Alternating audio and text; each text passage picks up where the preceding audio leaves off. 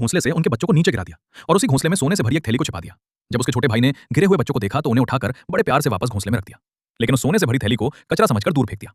दरअसल एक गांव में दो बंजारे भाई रहते थे। उनमें से एक इतना धनवान था कि उसके छूते ही हर चीज सोने में बदल जाती थी, जबकि दूसरा भाई इतना गरीब था कि उसके खाने में रोटी की जगह हवा और मक्खन की जगह धुआं होता था।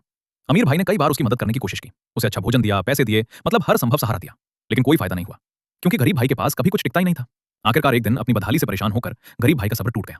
गुस्से में उसने एक लठ उठाया और चिल्ला हुए बोला, आज तो मैं भगवान को ढूंढ कर रहूंगा और उन्हें तब तक ले लूंगा जब तक कि वो मेरी गरीबी दूर नहीं कर देते। लेकिन जब उसके अमीर भाई ने यह सुना तो वो डर गया। उसे लगा कहीं ये भरोसे वाला सच में कोई अनर्थ ना कर दे, इसलिए इस बार उसने चुपके से मदद करने का फैसला किया। उसने सोने की मोहरों से भरी एक पोटली ली और चुपके से उस पुल के बीच में रख दिया जहां से उसका भाई गुजरने वाला था। लेकिन फिर यहां वही बात आ जाती है कि ये जो गरीब है ना, ये साला अपनी आदत से गरीब है, क्योंकि जैसे ही गरीब भाई पुल के पास पहुंचा, उसके दिमाग में पता नहीं कहां से ख्याल आया। उसने सोचा, देखूं तो सही, क्या मैं आंखें बंद करके ये पुल पार कर सकता हूं?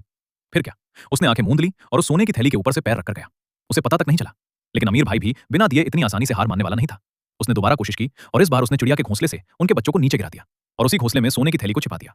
गरीब भाई तो ठहरा नेक दिल। प्लान के मुताबिक उसने गिरे हुए बच्चों को उठाकर बड़े प्यार से वापस घोंसले में रखा, लेकिन उस थैली को कचरा समझकर दूर फेंक दिया और चलते चलते थक हार कर एक कुएं के पास जाकर बैठ गया। तभी अचानक घने जंगल के बीच से एक बुढ़िया सामने आई। बुढ़िया बोली, भगवान को पीटने से कुछ नहीं होगा, अगर हिम्मत है तो 7 दिन तक मेरी सेवा कर, फिर मैं तुझे एक उपाय बताऊंगी।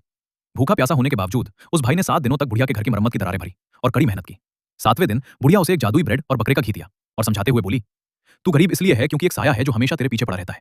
फिर उसने कहा, अब तुम घर जाओ, इस घी को रोटी पर लगाकर अपने परिवार को खिला देना।